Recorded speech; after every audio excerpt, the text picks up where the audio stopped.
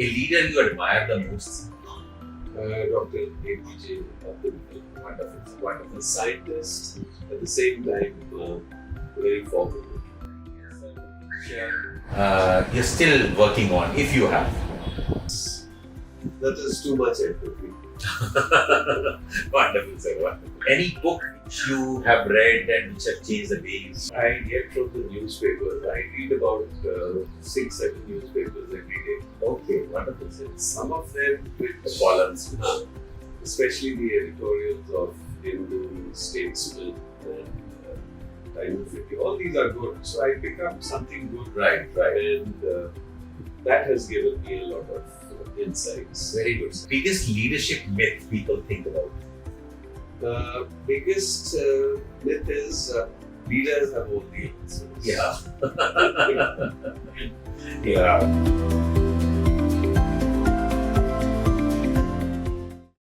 Hello everyone. Welcome to the Voices of Change, a global leadership series where we bring you insights and experiences from global health leaders who are shaping the future of public health. I'm your host, Dr. Professor Sonu Goyal, working in PGI, Chandigarh, and our guest for today's podcast is Professor Yogesh Kumar Chawla. Professor Chawla is a distinguished hepatologist, a visionary leader, and one of India's most respected medical educator and doctor.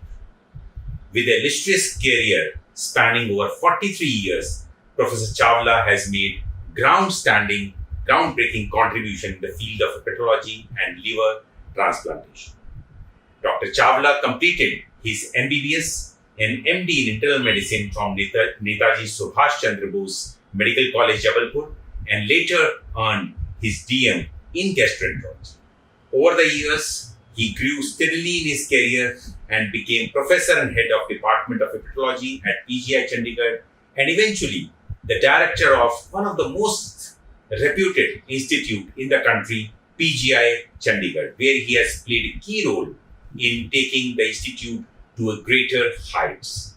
Currently, Professor Chawla serves as Chairman Academics and Professor Emeritus at Kalinga Institute of Medical Sciences, KIMS, Bhubaneswar, and continues to mentor and inspire the next generation of medical professionals.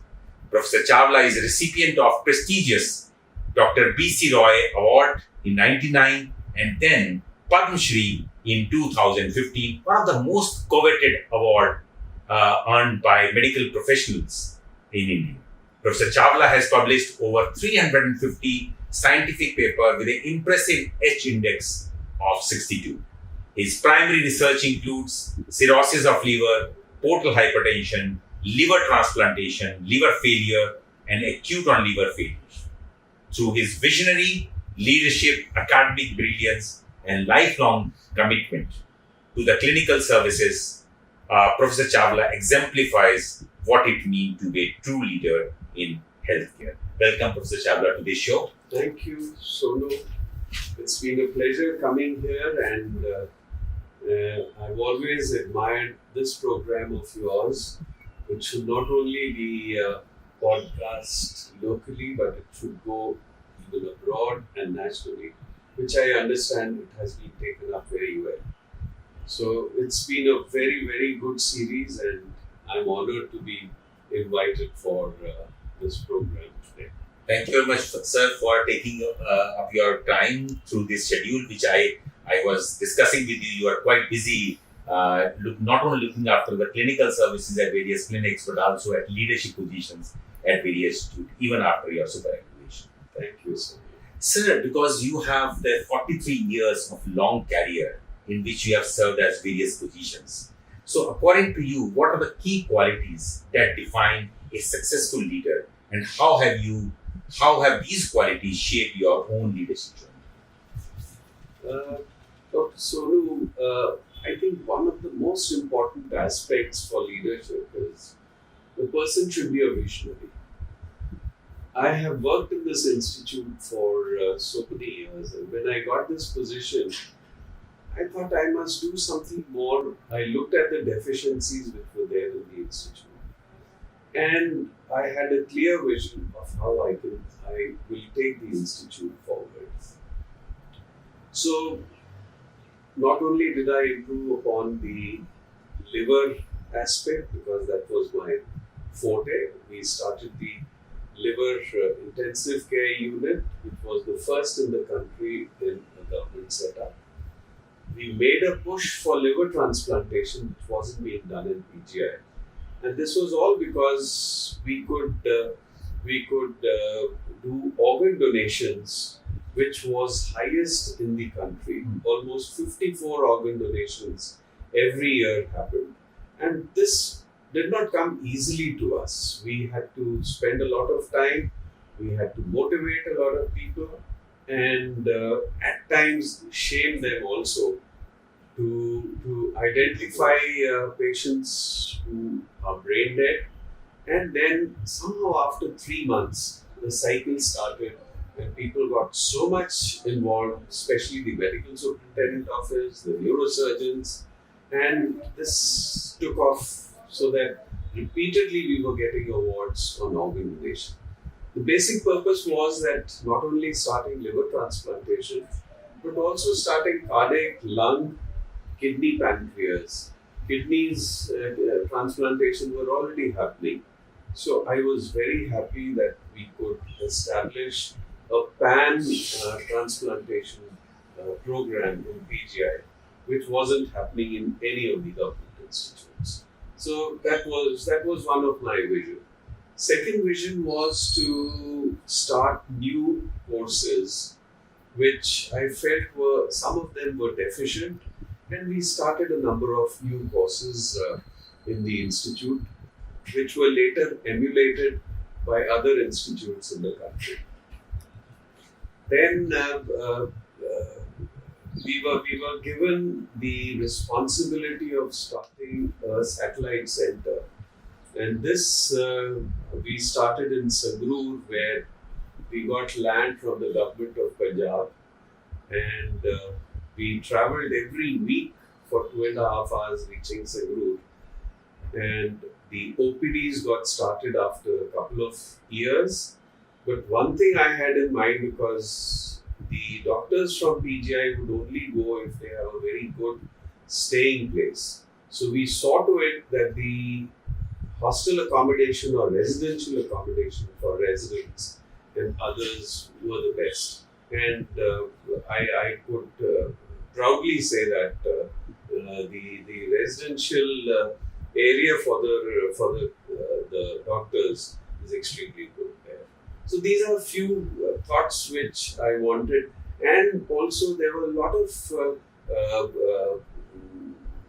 because it's an old building, a lot of things need to be repaired, and we brought about a lot of changes. A lot of fire accidents used to happen during that time, since it was a 50, 60 years old building. So we saw to it that we got a fire brigade with us, and we trained the residents, the staff for firefighting experience. So this is something which had never been done in a medical college or any institute. But you would realize that the Red Fire Brigade was always ready, and it helped us in stopping the fires. Simultaneously, the wiring got changed at the hospital as well. No, sir. I think I have worked under your leadership during that period of time.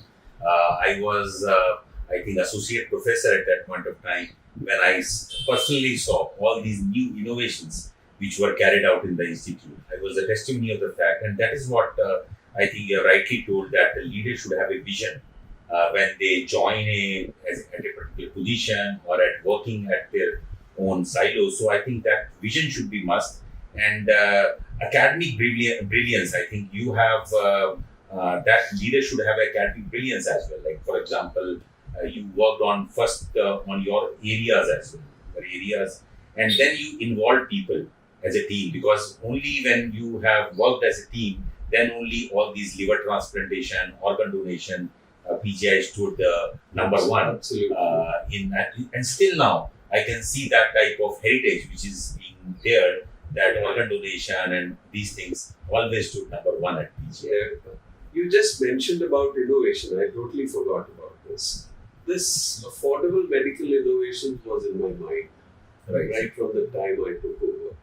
So we started a program of Innovation Bazaar in PGI. Yeah. Research Day was not done anywhere in our institutes, and we started the Research Day. The purpose was that to have a competitive spirit between different departments. So much so that I also asked them to give the H index of the departments. Right. And the funds that they would get for research would be totally dependent on the H index of that department. Right. This had never happened, and I thought that this was just to bring in competition. Correct. But what I really feel happy is the Innovation Bazaar, and we used to get 30 to 40 innovations from young residents. And they were excellent innovations, and some of them have even gone into commercial practice. Yeah. So that was one thing.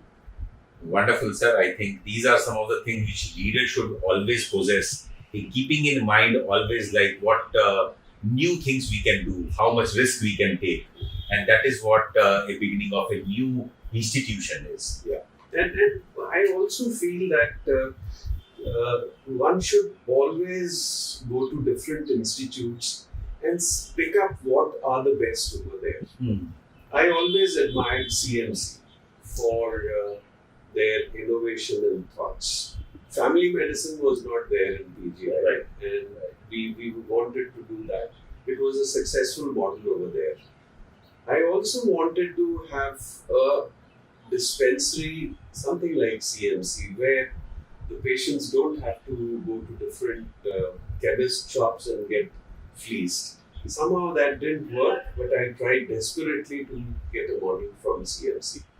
But CMC was one place that I totally admired. So looking at the best practices, what is happening around, and adapt those best practices to the best of the capabilities to the institute. That's I think that is what leader is. And any faculty member going abroad or any other institute for a conference, I would tell them you take 1 day extra chutti. Right. But get something new from the institute and bring it for PGI. Very good. I still do that, although I don't have any say anywhere.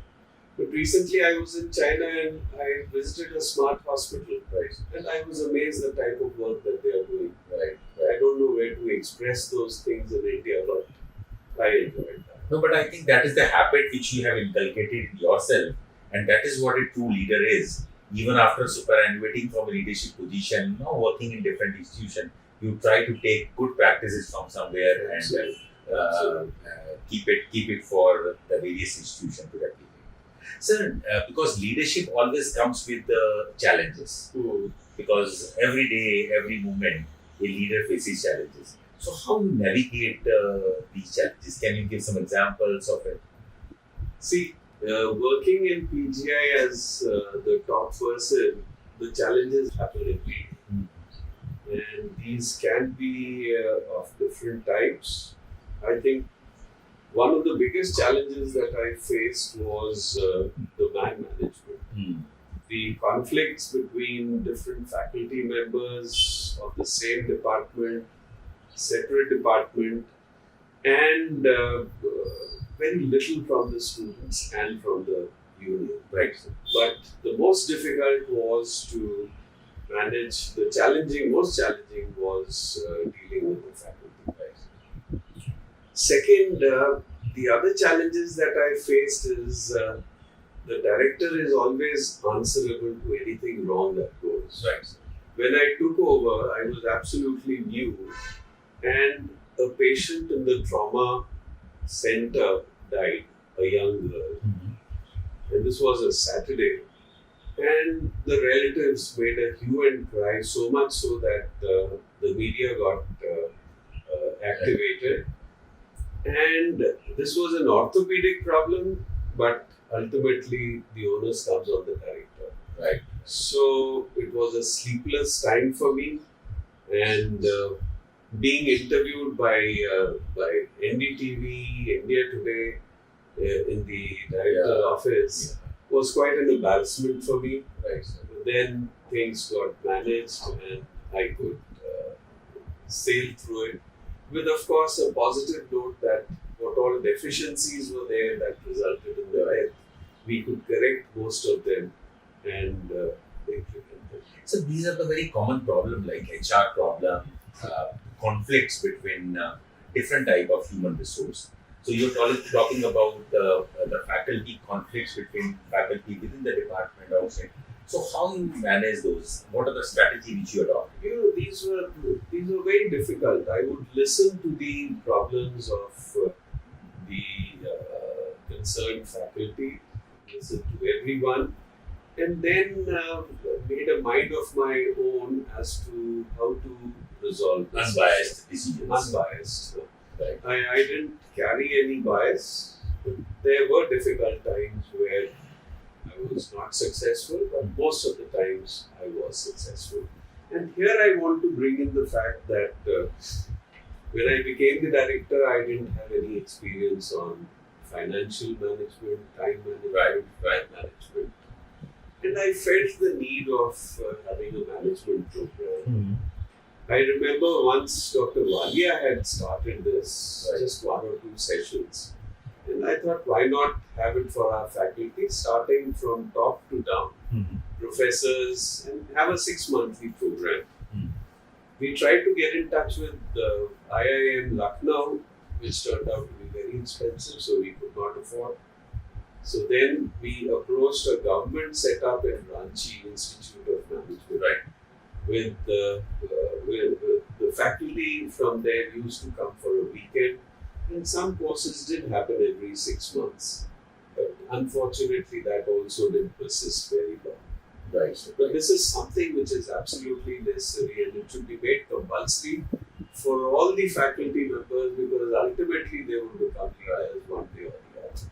No, I totally believe in your thoughts, sir, that we are very good academically in our own subjects because we have actually learned it over a period of time. That's right. But when it comes to leadership and management, we are not being taught formally on how to do it. And when it comes to having a position, we are doing it as a hit and trial, some experiences from the past. But I think all these things are really important for a faculty member. Absolutely.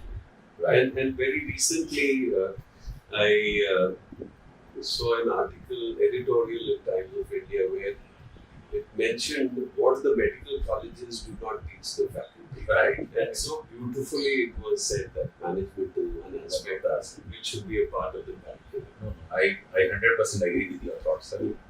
Sir, because every leader, because there are a lot of situations where you have to make decisions. So they sometimes make mistakes because it's a human tendency to make mistakes. So how those mistakes are actually, I guess you might have also done it somewhere or the other. So how that shapes the leadership approach which you have been on? Frankly, Sonu, I was thinking what mistake I did. I don't know. I don't remember. It is for the others to point out what mistake I did. But one thing which I feel everyone should look at is there are a lot of negative elements in any institution, and especially such a big institution. These people, you try to coax them. If they do not get coaxed, then just ignore them, right? Because they tend to waste a lot of your time, a productive time. So I think that was one policy which I always kept in mind. Those who are negative for the institute, I didn't bother. No, I think that's they were out of my... Because that spent lot of time, productive time. Just a wastage of time. Right. So one of the most important aspect of a leader is to keep their team motivated. Because that's the more important thing. The people sometimes, if they are not motivated or satisfied, they don't go with their best. And the PGI is known for the best academic excellence, the best faculty academically. So how you tend to keep your team motivated when you are director? With the motivation came by asking them for suggestions. I don't know if you remember that every month I used to send a mail to all the faculty that what all things have happened in the institute, right? Who came, who did not come. That was one way. Second, the birthday which we used to have on the You last. send the letters to all. Yes. Yeah. On the last day of every month, the faculty who had a birthday during that month, I would call them Right. at 5 o'clock. And along with the DDA and financial advisor, very often the faculty is not able to approach the director, although Right. my doors were always open for them anytime. Right. Right. Most of them did come and I saw But them. sometimes people feel emotion about that. Okay. I think it's not approachable. That's So right. I think that's a very good movement. So that was something which helped me a lot. And I could sort a lot of issues Suggestions. of the juniors during that time. Even I used to send a mail for the class 3-4 nurses to give positive suggestions. You have umpteen number of negative points, but it was only positive suggestions were entertained, and we got very good suggestions also. I don't remember them now, but I used to implement something which was good. I still remember, sir, because another thing which the thing started from your stint is calling the entire department, telling about the vision of what is your vision of the department, what is the individual vision of the faculty. Yes, So they have to narrate that vision, and you spend time with them. Yes, I think that's one of the things which Yes. was started in your. I visited all the departments, and especially the non-clinical ones. I ensured that they should be attached to a clinical department according to the interest of the faculty member. Like biochemistry should be attached to hepatology depending on their interest, or neurology, Yeah. so that they also grow. Otherwise, you can't be a routine person in PGI.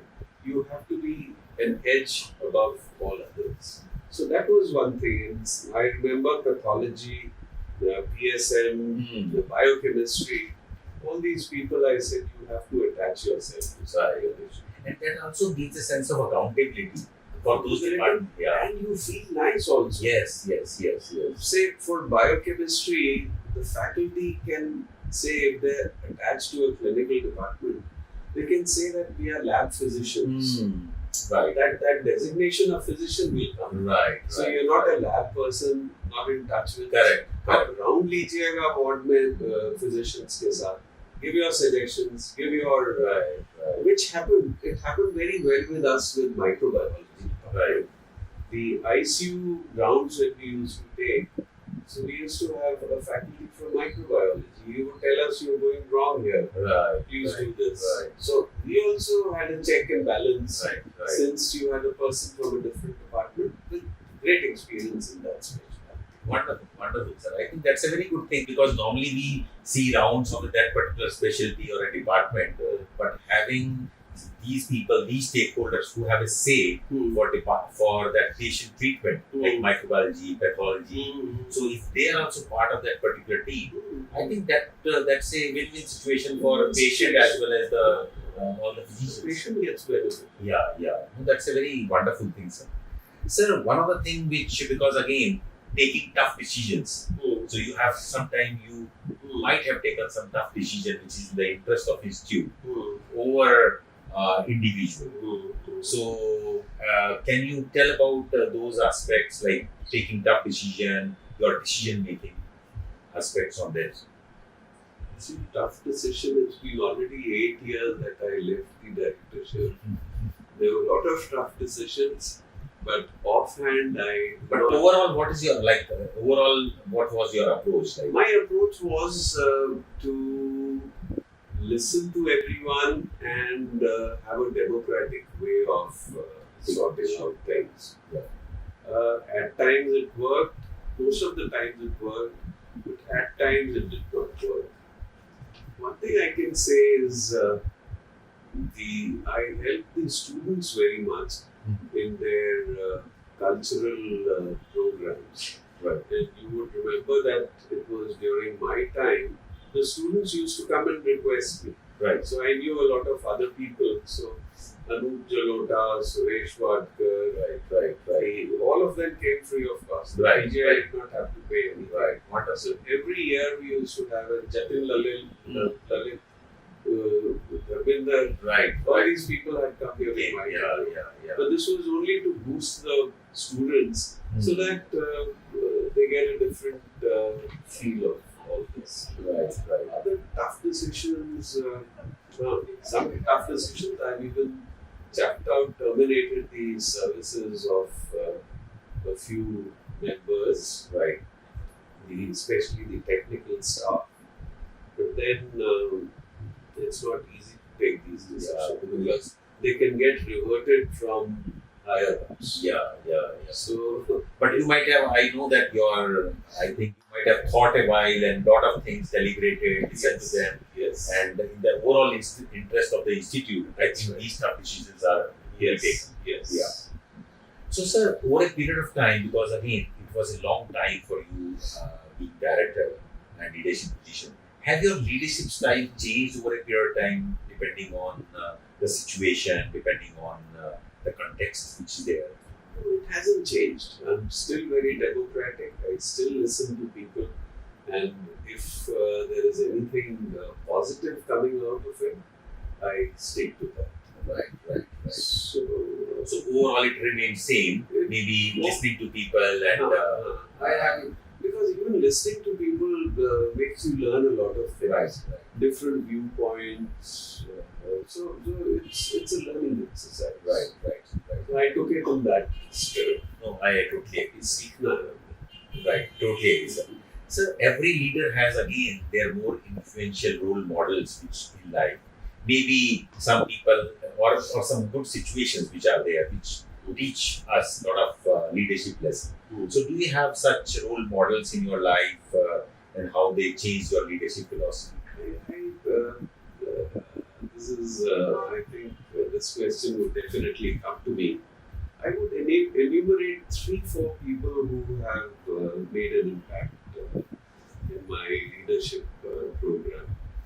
The highest is Professor Chudani.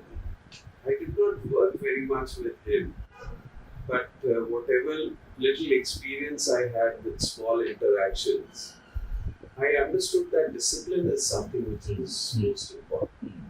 Like in CPCs, even after his retirement, he would come there and come for the CPCs at 8 o'clock. And that character got transmitted in the later directors also. Right. So he would just come at before 8 o'clock, lock the room, have a look behind who all have come, Right. and then send a letter to them.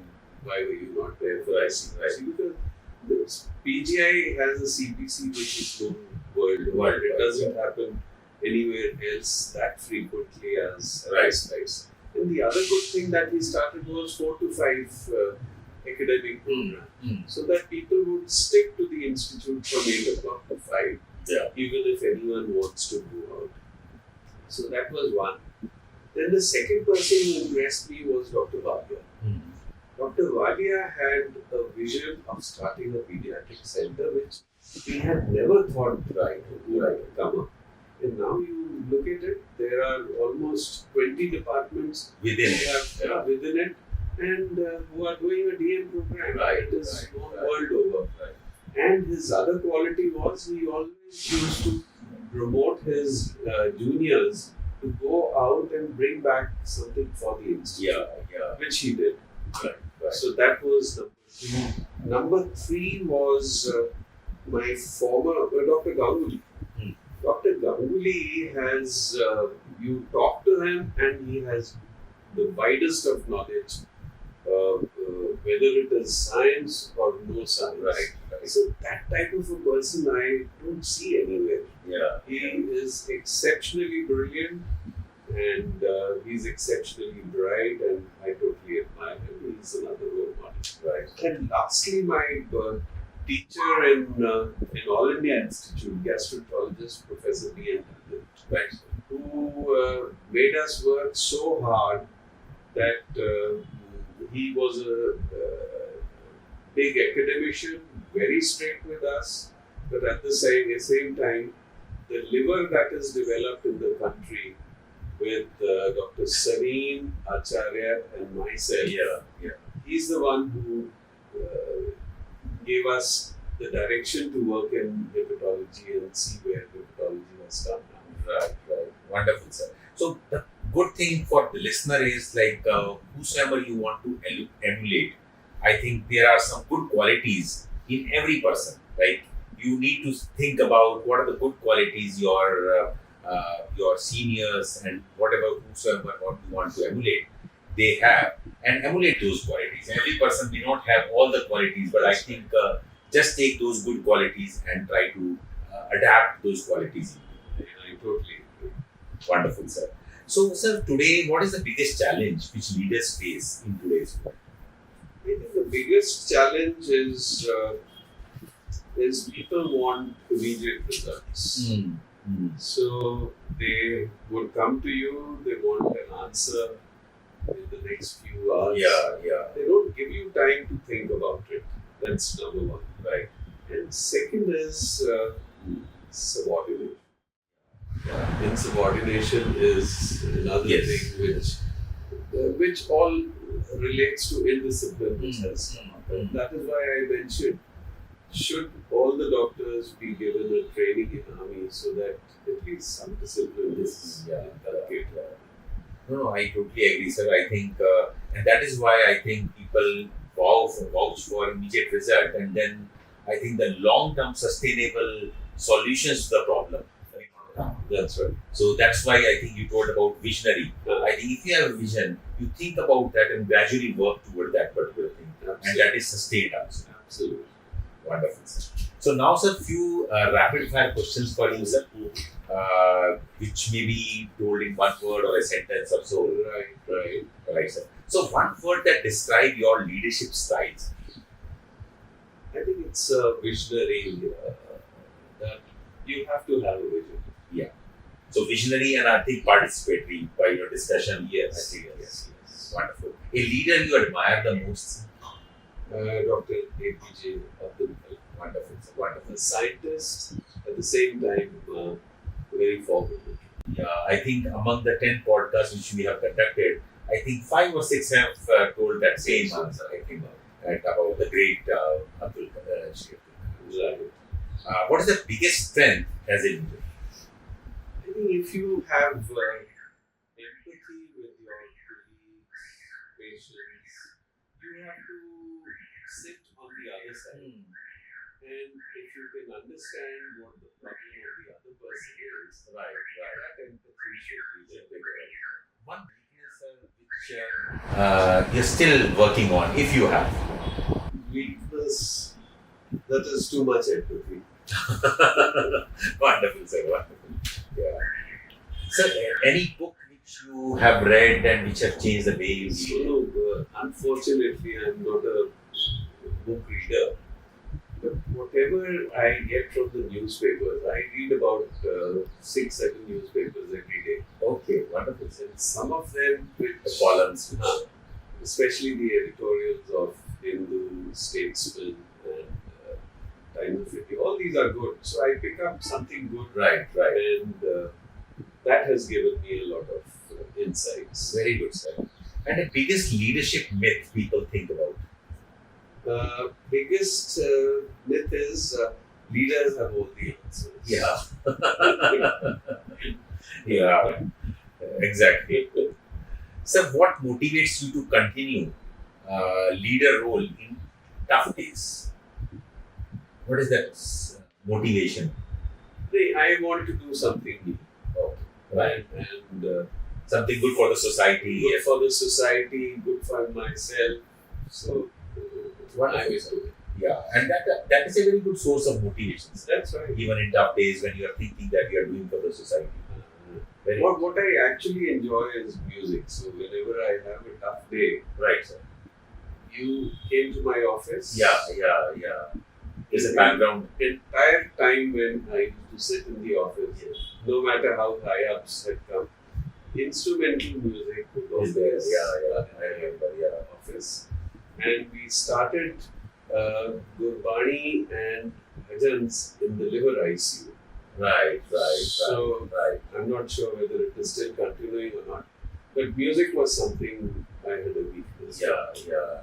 And I think I have read many articles where the music acts as a therapy for even during the OT. Absolutely. Absolutely. Wonderful. So, any quote or mantra which you live by as a leader? Anything which you Lead with integrity. I think that's a very important thing in today's world. Like integrity. Yeah. So, work-life balance. You have to have an understanding spouse and children, because if you're working in PGI or any other organization, Positions. so you cannot reach back home at 5 o'clock and be with the family. They have to. There is some level of sacrifice. There are some sacrifice. No, I can understand. I never took any chutti in the PGI for the 35 years that I worked. I was there on Sundays and all, except when I'm out of station. Right. I was traveling back. But never went for a vacation. Right. A skill every leader must possess. Listening. Oh, very good, sir. Most difficult part of a leader. What's difficult is if you can detach yourself from the problems that are happening in the institution when you go back home. Right. This is something very difficult. It keeps on bothering you. So if you can detach yourself while you are home, then that will be. And again, that links to that work-life balance as well. That's right. Because if you are able to detach that problem, I think then you can devote that quality time, even if less. That's right. That's very good, sir. So, one value you would like to teach young leaders? Integrity and innovation. And go beyond your comfort zone. Right. There is always, That's very important. Go beyond your comfort zone. Because if they go beyond the comfort zone, I think the innovation will happen. Absolutely. Risk-taking. Absolutely. So, one word, if you remember, your team would like to would use to describe you. Dependable. Okay. Wonderful, sir. And success in your words, sir. And success is if you can leave behind an unforgettable legacy, Which you have.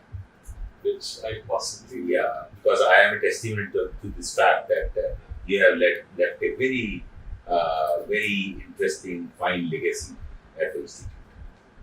Wonderful. So that is what Professor Chawla is. I think he has told that a leader should be a visionary with academic brilliance, and he has given very good examples of how teamwork and involving faculty, listening to all members of the association is really important, and innovation is what brings you ahead of many other institutions. So that is one of the very important quality if you are a leader, that try to have risk-taking abilities, try to teach risk-taking abilities from your subordinates so that your department, your institute to grow.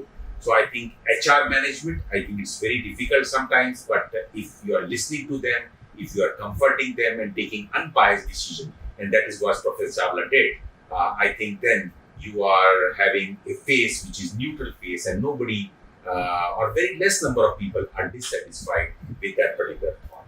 And then is about being heard from various colleagues, I think, and he has devised various techniques, various ways in which people can meet him during their birthdays, during the other ways, so that they can express their feelings. And I think he has learned very good qualities from different mentors and leaders who have shaped the public health, and he has imbibed those qualities in himself so that he can have the department grow.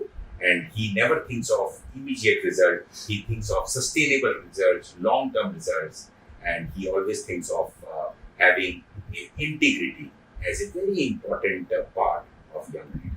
So thank you, sir. Thank you for being with us. Thank you for being in this show. And I hope you carry on with this excellent program for people to learn from people who have been the leaders. Yes, sir. That is what our objective is, so that people, young leaders, would imbibe those such rich experience. I think 43 years of this experience you had, and try to summarize that in these 40 minutes. Thank you, sir. Thank you very much.